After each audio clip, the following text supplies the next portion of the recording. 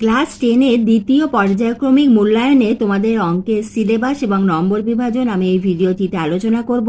আমি তোমাদের মধ্যশিক্ষা পর্ষদের সিলেবাসও বলবো এবং স্কুল থেকে যে অধ্যায়গুলি অতিরিক্ত যুক্ত করা হয় অর্থাৎ অ্যাড করা হয় সেগুলো তোমাদের এই ভিডিওটিতে আমি আলোচনা করে দেব। তাহলে এসো প্রথমে আমরা জেনে নিই তোমাদের মধ্যশিক্ষা পর্ষদে তোমাদের দ্বিতীয় পর্যায়ক্রমিক মূল্যায়নের অঙ্কের সিলেবাস। এসো আমরা সিলেবাসটা দেখে নিই। তোমাদের সিলেবাসের মধ্যে রয়েছে 11 নম্বর অধ্যায়ে সম্পাদ্য অর্থাৎ জ্যামিতির অন্তর্ভুক্ত, ত্রিভুজে পরিবৃত্ত ও অন্তর্বৃত্ত অঙ্কন, 12 নম্বর অধ্যায় গোলক, 13 নম্বর অধ্যায় ভেদ, 14 নম্বর অধ্যায় অংশীদারি কারবার, 15 নম্বর অধ্যায় বৃত্তের স্পর্শক সংক্রান্ত উপপাদ্য, 16 নম্বর অধ্যায় লম্ব বৃত্তাকার শঙ্কু, 17 নম্বর অধ্যায় সম্পাদ্য বৃত্তের স্পর্শক অঙ্কন, 18 নম্বর অধ্যায় সদৃশতা অর্থাৎ 11 থেকে 18 এটা হলো মধ্যশিক্ষা পর্ষদের প্রদত্ত তোমাদের দ্বিতীয় পর্যায়ক্রমিক মূল্যায়নের সিলেবাস। কিন্তু স্কুলগুলো অতিরিক্ত অ্যাড করে থাকে সেখানে ত্রিকোণমিতির অধ্যায় 20 নম্বর অধ্যায় ত্রিকোণমিতি কোণ পরিমাপের ধারণা এবং তার সঙ্গে 23 নম্বর অধ্যায় ত্রিকোণমিতিক অনুপাত এবং ত্রিকোণমিতিক অভেদাবলী এই দুইটি অধ্যায় স্কুল অ্যাড করে থাকে। এবং আরেকটি হলো তোমাদের যে রাশিবিজ্ঞানের 26 নম্বর অধ্যায় আছে তারই অন্তর্ভুক্ত কোষে দেখি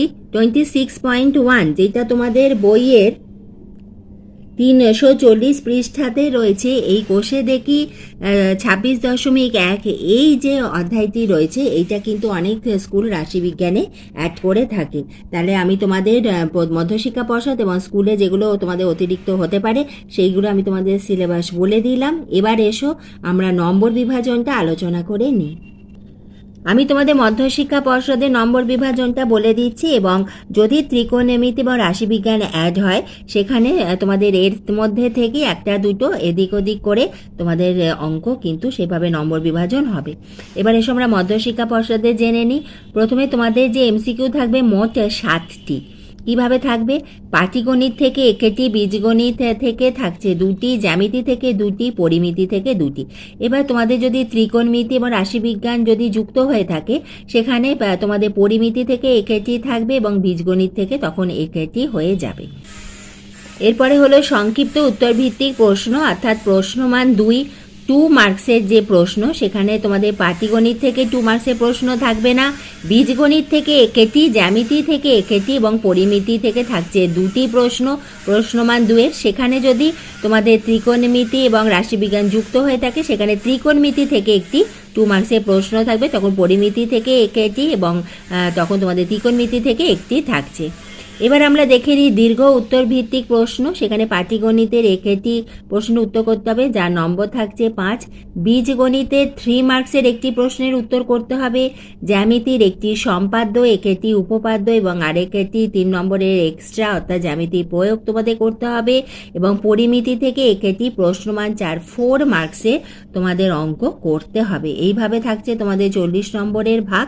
এবার এসো আমরা দেখে নিই বড় প্রশ্ন যেগুলো থাকছে কিভাবে প্রশ্ন থাকবে।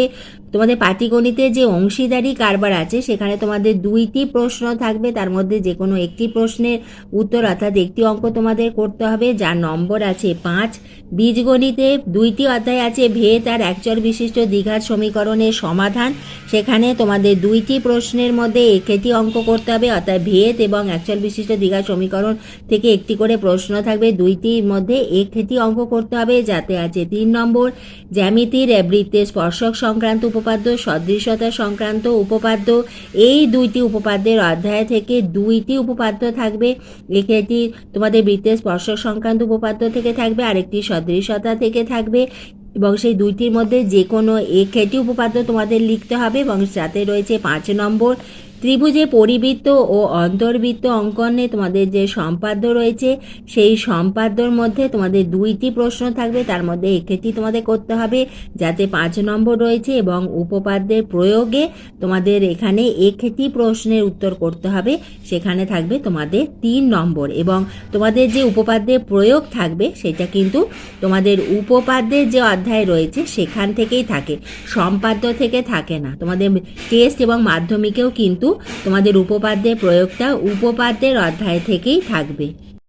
এবার এসো আমরা পরিমিতি নম্বর বিভাজনটা বুঝে নিই। তোমাদের গোলক থেকে একটি অঙ্ক থাকবে, লম্ববৃত্তাকার শঙ্কু থেকে একটি অঙ্ক থাকবে। এইভাবে তোমাদের বড় যে প্রশ্ন সেখানে তোমাদের দুইটি পরিমিতির অঙ্ক থাকবে, সেই দুইটির মধ্যে যে কোনো একটি অঙ্ক তোমাদের করতে হবে, যাতে আছে 4 মার্কস, 4 নম্বর। এই হলো তোমাদের নম্বর বিভাজন। এবার তোমাদের যদি সেখানে ত্রিকোণমিতি এবং রাশিবিজ্ঞান অ্যাড হয়ে থাকে, তাহলে তোমাদের এখানে যে তোমাদের সিলেবাসটি রয়েছে, বিশেষ করে বীজগণিত এবং পরিমিতি, এখানে তোমাদের একটি করে ত্রিকোণমিতি এবং সেখানে তোমাদের রাশিবিজ্ঞানের যে অঙ্ক আছে, ঠিক সেইভাবে তোমাদের নম্বরের ভাগ করে দেবে। সেটা স্কুল ঠিক করবে তারা কিভাবে নম্বরের ভাগ করবে। এইভাবেই তোমাদের অঙ্কের নম্বর বিভাজন হচ্ছে এবং তোমাদের সিলেবাসটা আমি জানিয়ে দিলাম। তোমরা অতি অবশ্যই তোমাদের সেকেন্ড ইউনিট টেস্টের জন্য প্রিপারেশান নেওয়া শুরু করো। এছাড়া আমি তো তোমাদের বিভিন্ন অধ্যায়ের অঙ্ক দিতেই থাকবো। এছাড়া তোমাদের ভেদের প্রত্যেকটা অঙ্ক কমার করা রয়েছে, যার প্লেলিস্ট আমি দিয়ে দেবো এই ভিডিও শেষে। তোমরা অতি অবশ্যই সেই ভিডিওর যদি ডিপিতে গিয়ে ক্লিক করো, তাহলেই তোমরা ভেদের প্রত্যেকটা অঙ্ক দেখতে পাবে। আমি খুব সুন্দরভাবে প্রত্যেকটা অঙ্ক করিয়ে দিয়েছি। একবার দেখে নিও ডেসক্রিপশন বক্সটা, সেখানে রয়েছে তোমাদের জন্য অনেক গুরুত্বপূর্ণ ভিডিও লিঙ্ক। ভিডিওটি ভালো লাগলে একটা লাইক করে দিও। তুমি চ্যানেলে নতুন হলে চ্যানেলটি সাবস্ক্রাইব করে দিও।